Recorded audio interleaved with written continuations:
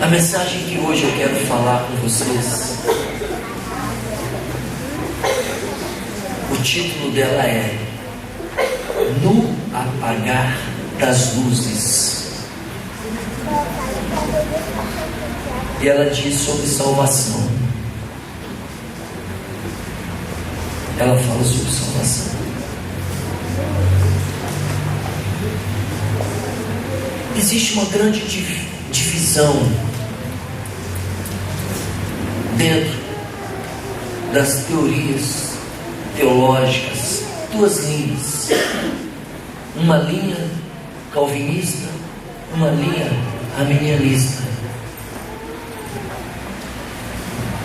E essas linhas, elas trabalham na seguinte sequência. A grosso modo, existem mais questionamentos, mas só a grosso modo para vocês entenderem. Uma diz, uma vez salvo, sempre salvo, por causa da graça.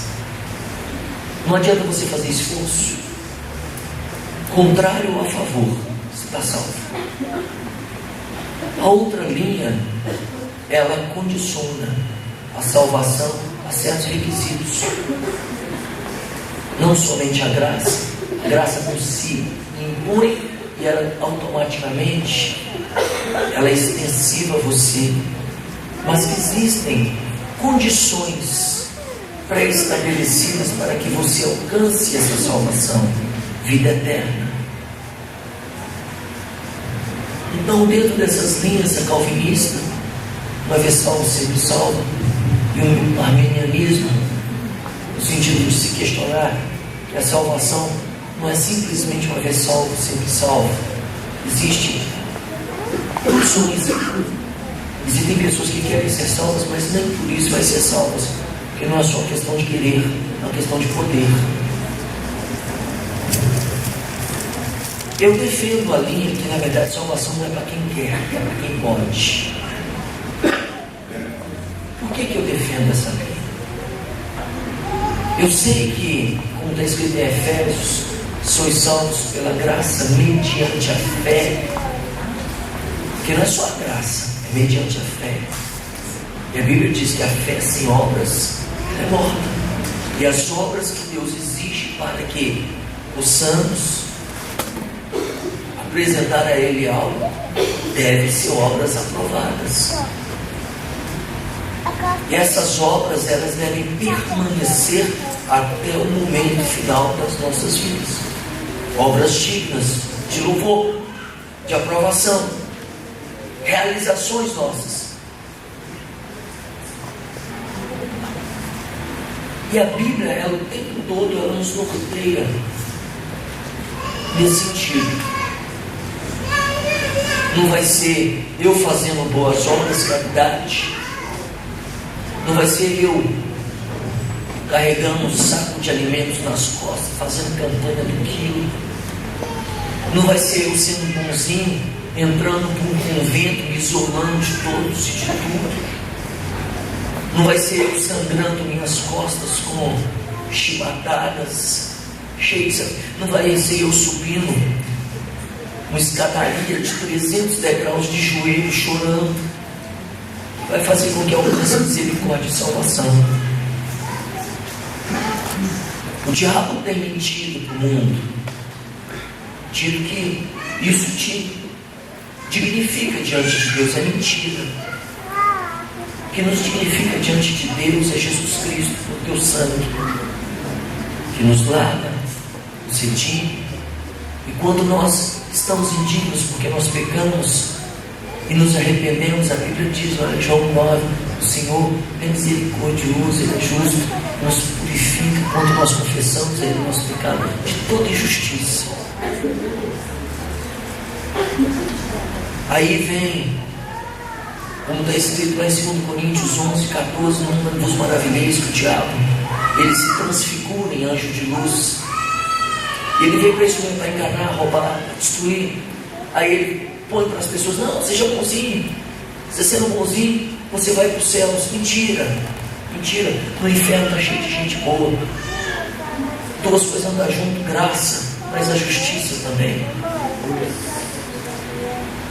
Não pense você, Deus é bom, mas Deus é justo. Deus é bom, Deus é justo. E Deus exige, Deus tem exigências. Pastor, por que todo mundo quer ser salvo? Pastor, por que então Cristo veio para morrer por nós e todo mundo não está salvo simplesmente por esse ato? É porque a Bíblia exige fidelidade. Fidelidade a quê? Fidelidade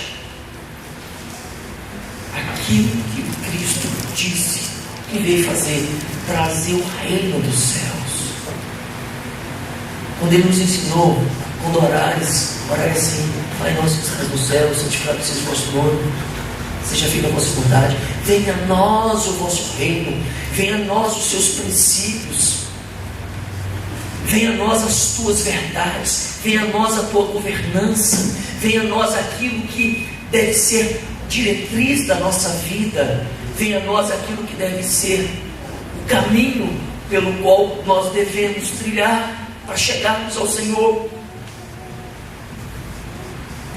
Quando Cristo veio trazer isso, dentre as exigências dele, Ele disse o seguinte: eu sou o caminho, eu sou a verdade, eu sou a vida, sou eu.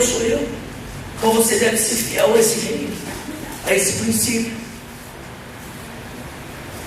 Apocalipse 2,15 fala, 2,10: ser fiel até a morte, e dar-te-ei a coroa da vida. A coroa da vida é reservada para quem for fiel até a morte. Se você não for fiel até o seu último suspiro, isso é condição sine qua non, sem a qual não se chega ao Senhor, se tem a vida eterna.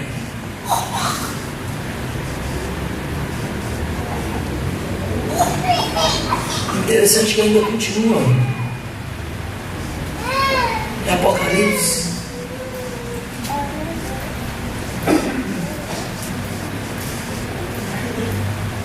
2,10, é a última parte: se fiel até a morte, dar-te a coroa da vida. E ainda continua Apocalipse 3,5: o que vencer será vestido de vestes brancas. Ao que vencer, você só há de falar de vitória quando há uma certa disputa, uma certa luta, uma certa competição. O que vencer será vestido de vestes brancas, e de maneira nenhuma riscarei, a Cristo falando, o seu nome do livro da vida. Pai, imagina Jesus riscando o nome do livro da vida. Riscar nome do livro da vida. É a Bíblia que está falando. Pode dar qualquer outra interpretação que você quiser, mas foi o Senhor que disse: é o que vencer que vai ser mantido o nome dele no livro da vida. Mas se você não vencer a tentação, não vencer a mentira, não vencer o egoísmo, não vencer o pecado, você não tem nome no livro da vida, não. E se porventura o teu nome foi escrito no livro da vida quando você aceitou Jesus, você precisa fazer por onde para que ele continue ali, para que ele não seja riscado, como diz a palavra.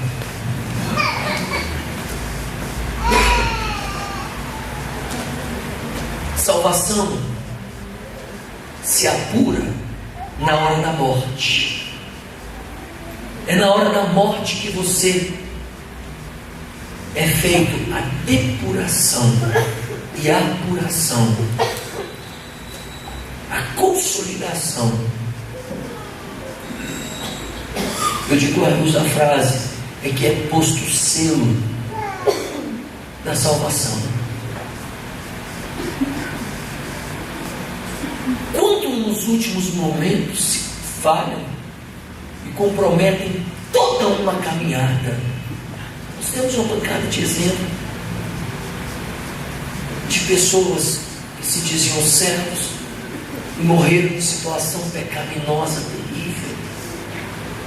Deus, não vem você, não vem outros dizer, porque na verdade, no princípio da teoria calvinista, dizer não, porque na verdade eles não eram predestinados à salvação. Que é isso, a predestinação? Quando a Bíblia fala de predestinação, ela fala o seguinte: existem pré-requisitos, existem pressupostos. Essa predestinação é isso, aqueles que se encaixarem nesse pressuposto, ele tem a salvação garantida. Não é por pessoa, não é por indivíduo, é para qualquer um que se encaixar. A predestinação é isso, encaixe dentro desses requisitos que já estão previamente estabelecidos, você está salvo. Não é que não adianta, então não adianta um fazer esforço porque ele não está salvo, o outro fazer esforço porque ele está salvo. Não, a todos é chamado, a todos é chamado e é dada oportunidade para a salvação.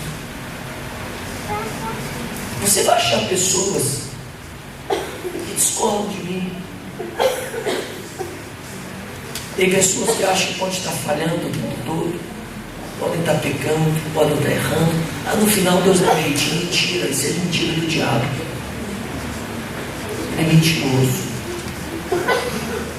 E as pessoas, por conta disso, elas falham, se comprometem na sua caminhada na última hora, pisam na bola. Tem pessoas que na última hora elas erram.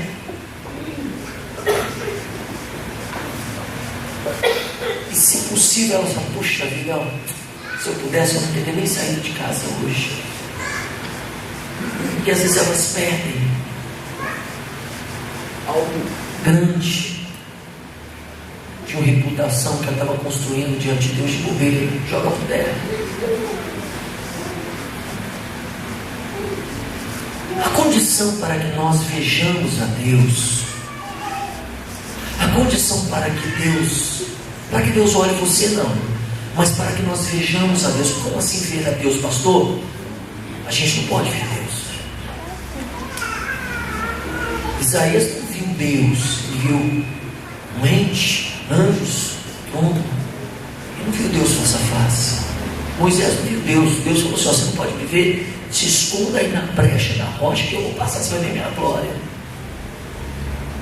Mas quando eu digo a condição para que nós vejamos a Deus, para que nós tenhamos contato com Deus, para que nós nos relacionemos com Deus, para que nós nos aproximemos de Deus, é a santidade. A Bíblia diz: sem santidade ninguém verá a Deus. Vida plena, sem mácula, vida em que você busca estar diante do Senhor atinado com aquilo que Ele quer. Submetemos à vontade dEle. E tem pessoas que às vezes elas estão buscando santificação, elas estão querendo estar diante de Deus, mas às vezes elas só querem, porque às vezes elas não podem, porque elas querem, mas elas não querem abrir mão do pecado, não querem abrir mão da prostituição, da mentira, elas não querem abrir mão da falta de lealdade, elas não querem da facilidade, da cumplicidade, da amizade com o mundo. Quer, acha que ainda pode estar namorando com a menina que eu queria fazer sexo com ela, eu amo ela. Aí depois de 6 meses namorou, acabou o namoro, começa a namorar outra, faz sexo com ela também, vai para motel, e depois para outra, e começa esse ciclo. Que diferença você está tendo do mundo, meu amigo? Está entendendo, seu não? Se a Bíblia diz que nosso corpo é templo, é santo do Senhor, e o ato sexual é um ato usado por Deus como manifestação de quando você comete adultério e entra numa relação sexual com alguém, ali é uma fusão de 2 pessoas, como se fosse Deus em você. Em que sentido? Nós somos templo do Espírito Santo. O Espírito Santo ele habita dentro de nós, nos tornamos tabernáculos. Você deixa alguém compartilhar da coisa mais santa, é o seu corpo. Aí tem pessoas que falam, não tem problema não.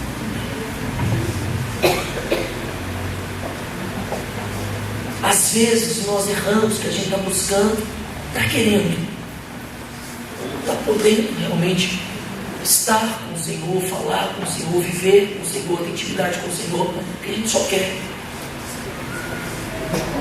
E a Bíblia exige que sejamos santos. E tem pessoas que às vezes elas são santos de manhã, não são santos à tarde, são santos de segunda a sexta, não são santos no sábado, porque sábado é o dia da gandaia. Sábado é o dia que ela está disposta a viver, talvez fazer tudo que a carne dela quer.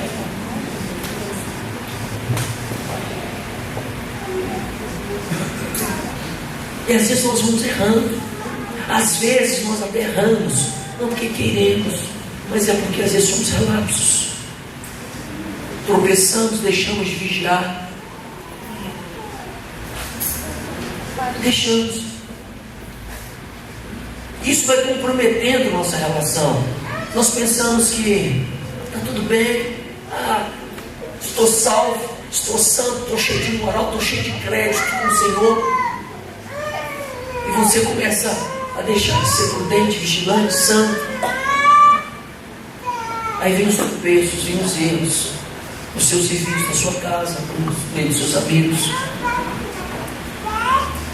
Eu costumo ilustrar essas circunstâncias que às vezes você fez o dia inteiro algo que você achou que é bom para Deus. Às vezes você se converteu, você fez coisas, louvou, cantou, adorou, e você acha, não, mas que bom, que maravilha. Você foi pessoa que buscou santidade, buscou integridade diante de Deus, mas de repente você começa a cometer uns vacilos, você está sujeito a jogar tudo por terra, de bobeira. Tem pessoas que jogam tudo por terra, que construiu diante de Deus num lapso pequeno de tempo. Falta de vigilância. Retomando, porque essa questão de você ser fiel, Deus não deve ser fiel nisso, naquilo, em tudo. E por isso nós nos desacreditamos. Eu lembro que uma vez o pastor Jorge, ele tinha operado o estômago, uma feita operação. Aí ele estava fazendo um regime muito sério, esperando muito cuidado, ele foi muito disciplinado nisso. Aí tinha uma abençoada, a Geisa, né? Esqueci o nome dela, a da sede, tem maior atenção para o pastor Jorge. Aí ele tinha que tomar uma sopa, uns negócios em certos horários. E ela era muito cuidadosa com ele e tal. Aí um belo domingo, quase dando meio-dia.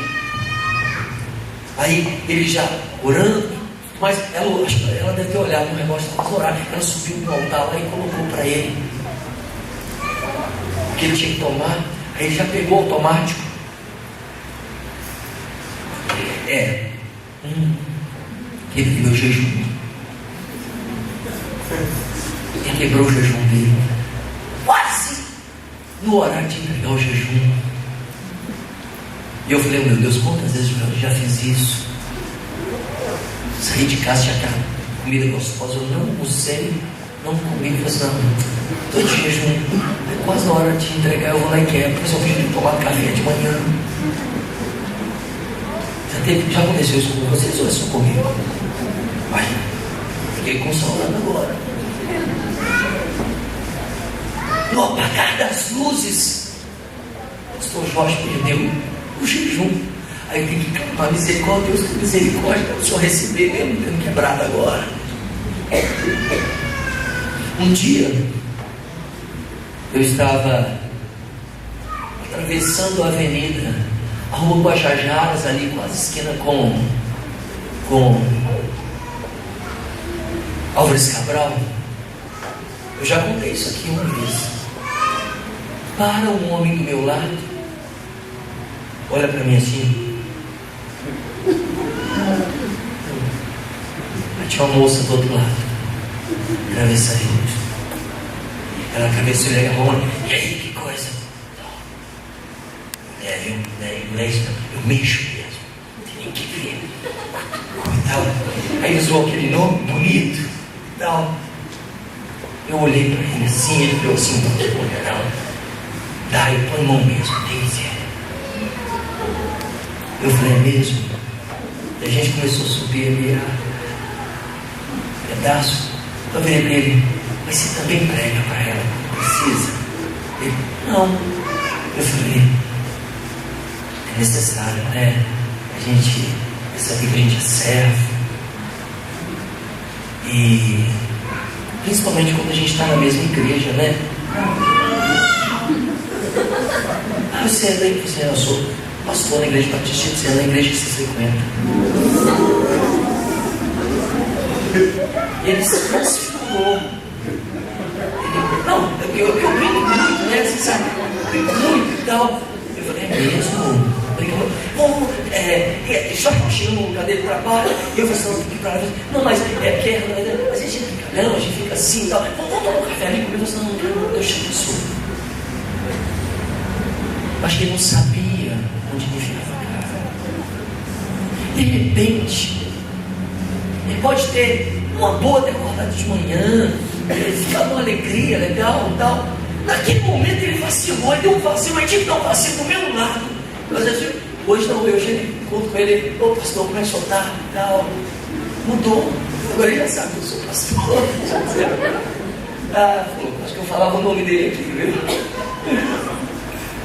Se eu falasse, ia tirar, viu? Davi, sabe? O pessoal estava para a guerra. Foi guerrear com os soldados dele. Ele deve ter feito, já é conjectura minha, tá bom? Davi era um homem de Deus, segundo o coração do Senhor. Aí ele já estava ganhando todas as batalhas, ele deixou os soldados dele irem para a guerra. Está escrito lá em 2 Samuel 11. Enquanto os soldados dele estavam na guerra, ele disse, não vou não, talvez não precisasse. Aí ele acordou de manhã, deve ter feito os salmos, cantado o hino do Senhor, deve ter feito a oração matinal dele, legal. Que bom. Aí ele falou assim, eu vou ali em cima no terraço. Chegou no terraço, olhou aquela cidade toda, e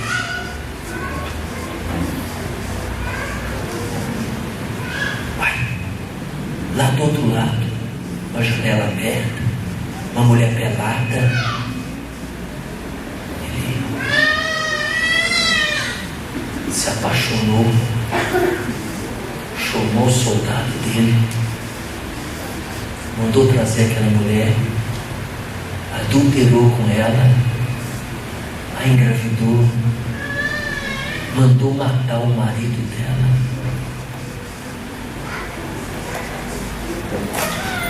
Cometeu um adultério, um assassinato. Talvez Davi, você sabe, Betsabá, a história dela, de Davi. Talvez Davi naquele dia acordou de manhã, ele não planejou, vou acordar hoje, tomar um banho, falar, quem sabe eu vejo uma morena lá, e não trazer adultério e matar o marido dela. Ele não pensou isso não.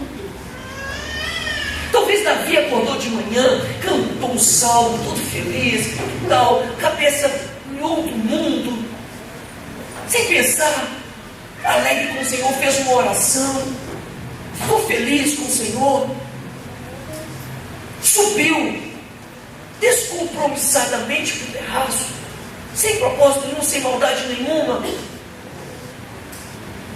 Ele talvez planejou um dia muito alegre, um dia na presença do Senhor. Vou fazer uma festa à tarde, hoje à tarde vou separar porque eu quero fazer uns salmos lindos para o Senhor, já fiz um de manhã.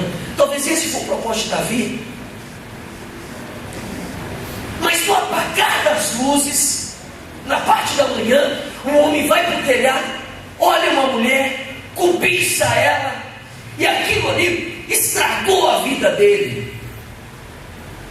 No apagar das luzes, Davi compromete compromete o dia, compromete o rei. Basicamente, teve um desencadeamento de fatos depois daquilo ali. Davi não planejou acordar de manhã, cometeu um adultério meio-dia, ele estava se preparando para o almoço. O apagar das luzes, muitas coisas acontecem. No apagar das luzes, fulano, uma boa, dá um vacilo desse perto de mim. O pastor Jorge quebra o jejum, como eu já quebrei. No apagar das luzes, antes do almoço, Davi sobe lá, comete um erro desse que foi uma dor de cabeça na vida dele. No apagar das luzes, tantas coisas ruins acontecem no apagar das luzes. Às vezes você está tudo certinho, você é íntegro, você é santo, tem um casamento íntegro, santo, você nunca traiu sua esposa nunca te traiu, você nunca levantou a mão para o seu filho, você nunca bateu no seu filho, você nunca xingou um amigo, você nunca falou uma palavra que ofendesse alguém, está tudo numa boa, tudo transcorre numa boa. Quantas vezes tudo certinho, planejado, uma besteira que você faz, que a gente faz, compromete a nossa vida, compromete a vida do outro. Tantas coisas ruins, por falta de vigilância, nós erramos, nós tropeçamos, nós destruímos com nossas mãos algo que de repente demorou muito tempo para construir. No apagar das luzes, muita coisa acontece na sua vida, para o bem ou para o mal.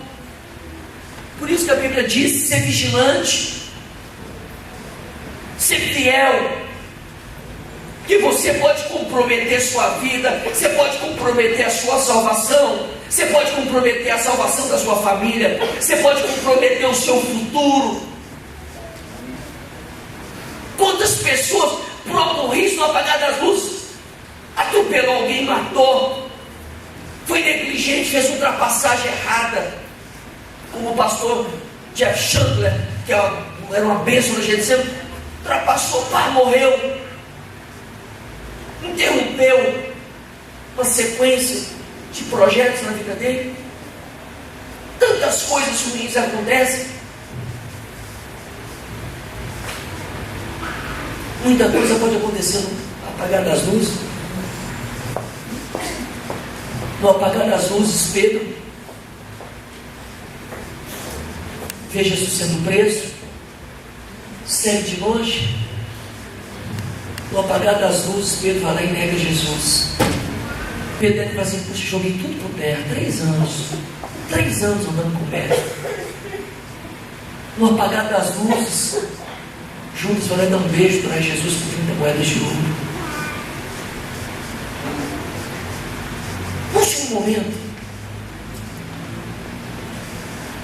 No último momento, acontece coisa boa também.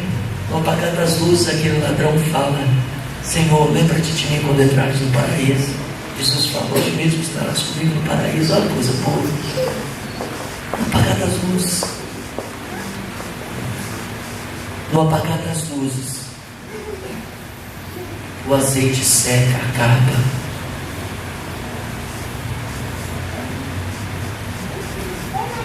No apagar das luzes,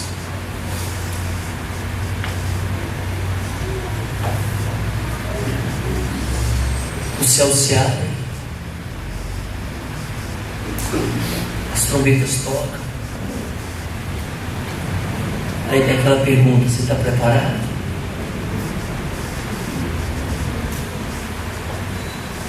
Eu sempre digo isso. Nós precisamos estar nos preparados para o apagar das luzes na vida espiritual.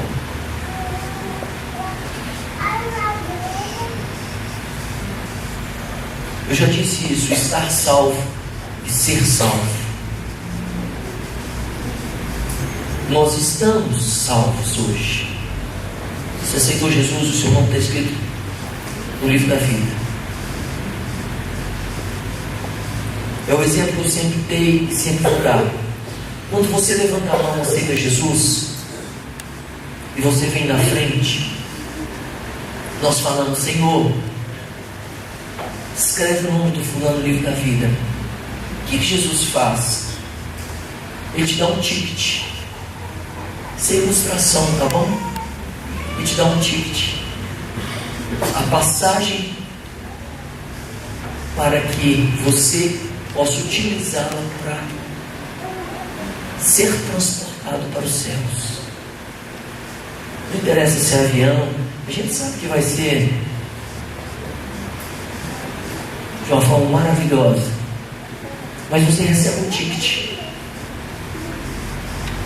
Beleza, você está com sua salvação. Cristo fala aqui, ó, então, a salvação, então a sua passagem. Aí Cristo fala: a sua passagem é isso aqui, ó. Põe isso aqui no seu coração e viva isso 24 horas. Viva santidade. Não abra mão disso aqui. Contempla, examina, perscruta, viva essa palavra. Sede, pois, meus imitadores. Cristo falando: assim como eu sou do Pai, engula ela, seja santo. A passagem, ó, o ticket que Deus está te dando, segura ela, tá bom? Até o momento que você for embarcar, você não pode perder essa passagem, você não pode perder esse ticket, não. Você não pode, está na sua mão. Esse ticket aqui, no caso das 10 virgens, era a vasilha de azeite. Olha a passagem delas. Tem que estar cheio, tem que estar cheio de unção, tem que estar cheio de santidade, tem que estar cheio de renúncia, de fidelidade. Olha o azeite. Elas receberam o azeite.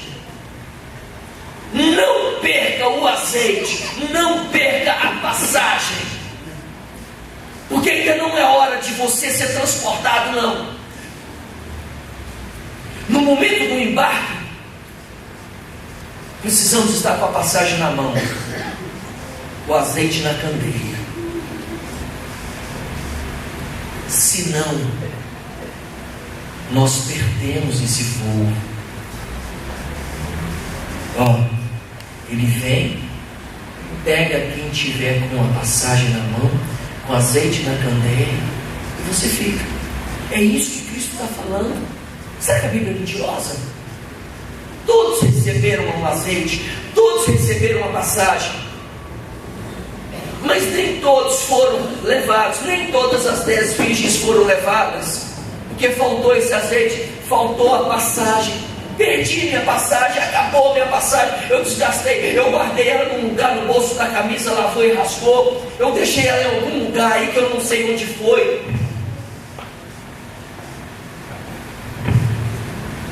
Você estava salvo, mas agora é o momento da consolidação. Agora eu sou definitivamente salvo, porque o Senhor veio e resgatou. Perdeu. Por isso que está escrito lá em Mateus 7,22: naqueles dias muitos dirão: Senhor, expulsei demônios no seu nome, não preguei a tua palavra. E o que Cristo responde lá? Apartai-vos de mim, maldito, que eu não vos conheço. Aquilo é para crente, aquilo é para pessoa que se dizia fazer parte de um corpo, aquilo é para pessoas que diziam que, glória a Deus, que cantava, que louvava, que no primeiro momento lavaram suas vestes no sangue do Cordeiro, mas depois contaminou-se com o pecado.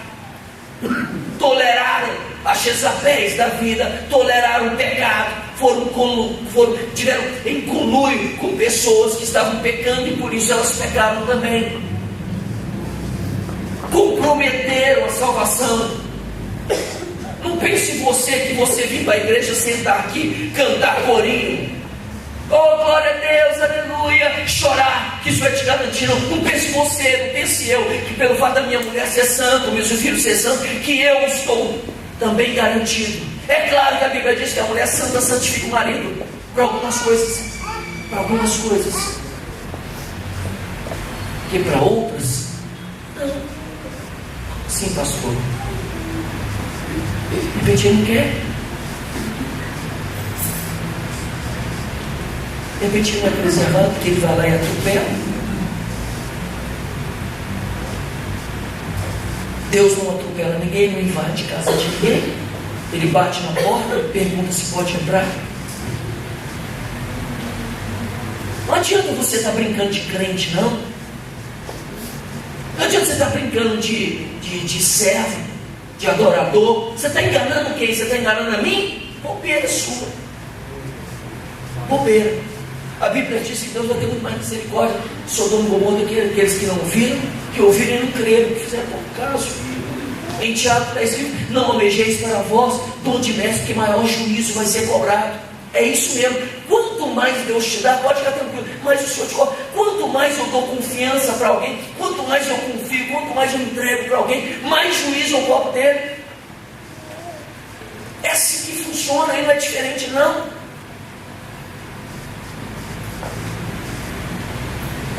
Não é diferente. Às vezes nós temos nos enganado, sabe? Pensando que está tudo bom, não tem problema não. Para que orar? Para que jejuar? Para que santificar?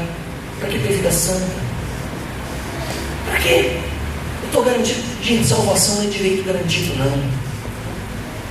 A partir do momento que agora eu estou salvo, eu estou salvo, eu posso voltar às minhas práticas antigas. Cuidado. Cuidado.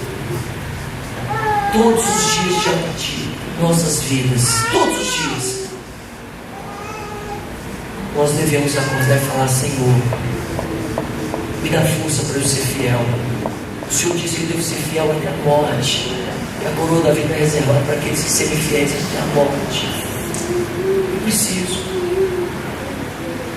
Não adianta eu estar enganando, eu estar rindo o irmão, estar pensando que ele pensa que eu sou santo, está bom demais. Dentro de uma igreja, a igreja está assim lotada de gente.